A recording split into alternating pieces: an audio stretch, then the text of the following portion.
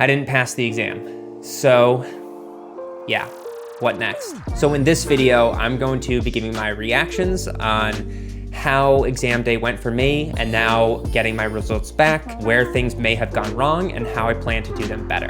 Well, first of all, why did I fail? To understand that, we need to kind of understand how the grading system works. All of you who are unfamiliar with it though, simply put, it's not just you fill out your Scantron and then submit it and they scan it into a machine and say, you got 20 out of 25 questions correct, you passed the test. It's split up into two portions. In the morning, you have a multiple choice, then you move on to the afternoon where things get a little different than normal. It's 4 essay style questions where it's usually a topic of each of the different building materials: steel, concrete, masonry, and wood, if I can remember that.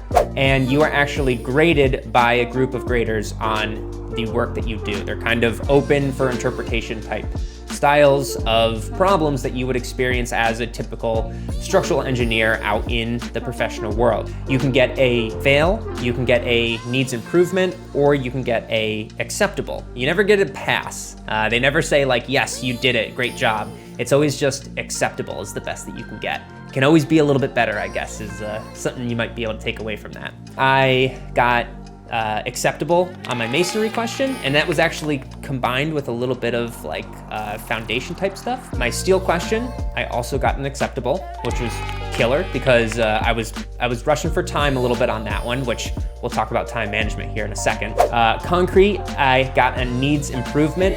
I thought I struggled on that one a bit. It was just an area of concrete design that I skipped over in my studies, so unfortunately it is what it is. You may be saying it to me right now, but what is it? What's that thing? I wanna know what it is. Unfortunately, per the rules, you can't discuss specific topics and questions in the exam. That's not allowed, so I'm not doing that here today. I know, I'm sorry, but gotta follow the rules, right? And then lastly was my wood question, where this is, I think, the one thing that prevented me from passing. I got an unacceptable, and it just goes to show, I consider myself to be the best with wood in terms of grading myself on the different areas of structural engineering. So that one kind of blew my mind. It was a question that I kind of blanked, you could say, or panicked on. I finished and I knew instantly that problem I totally screwed up. And on my way home driving, when I was able to calm down, be in a different mindset, wrap my head around it, let my brain wander around that question, I got home and I did the question out. And I knew pretty much how to do it start to finish after I was given a little bit of time to think about it. So it's brutal in that sense. One thing I will say from the analysis that I did fucking real good on AASHTO, baby. So what do you want from that? Take away from that as you will, but that's a victory in my books, even if I didn't pass. In terms of taking the exam, the number one takeaway, and I was told this by people and friends who have taken this exam already: time management. The SE exam, I squeezed every second that they gave you to put into problem solving. That was both the feeling I had in the morning. I ran short by, I think, 4 problems. And then in the afternoon, I ran short as well. I mean, I was flying by the seat of my pants pretty much during this entire 8-hour exam. Does that mean that I didn't know the material well enough? I'm not sure, because I felt confident on the questions that I did answer.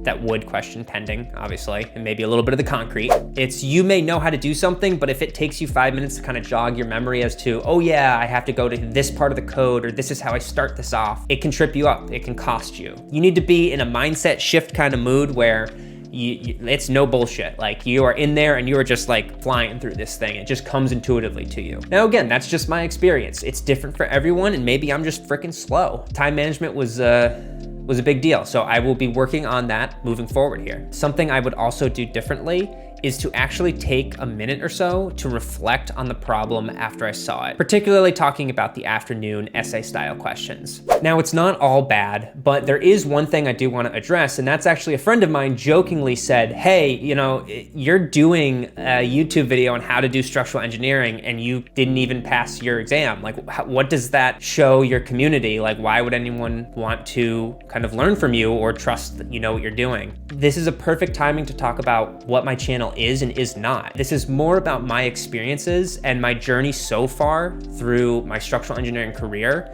and proving and showing with a real use case that you're gonna experience bumps and bruises and setbacks all along the way of your career, and that's just part of it, and that's okay. If you think I have everything together, I don't. I'm learning every step of the way as well. I say that in my videos, and I really, really do mean it. It's not about being perfect. It's about unraveling the mysteries of this journey to better yourself as an engineer. And hopefully my experiences, you can use those to better yourself more quickly. And while ultimately it does suck a lot, I do hold true to what I said while I was studying, that if for some reason I don't pass, all of the time I spent studying is only making me better as an engineer. There's things that I know now that I didn't know previously. And while it doesn't mean I have my SE, I know a hell of a lot more, and I'm a more practical engineer, and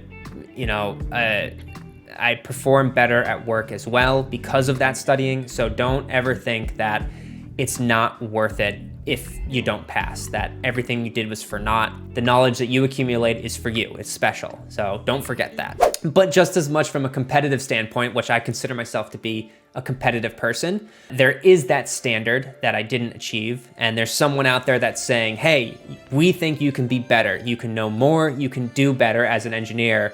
So work harder. That is the absolute mindset that I am in now. I can be better, I can do better, and I can prove to the licensing board that I can pass this. Other people have passed it, so why not me? I am going back over the notes that I took during my first time studying, and I am filling in those holes of the areas that I left behind last time. It's not a whole in-depth analysis of how I'm moving forward studying, but if you do chime in to my live study sessions, you can now see the types of problems that I'm working on firsthand to get an idea of where I'm going with things. And on a more positive note, I do want to just thank each and every one of you for being here and tuning in. Thank you everyone for watching. Thank you everyone for subscribing. You don't need to like the video. You don't need to do anything. You don't need to subscribe this time. I am just very thankful for every single one of you that has been here so far on my journey. And until next time, this is Rich with Team Kestava. Peace.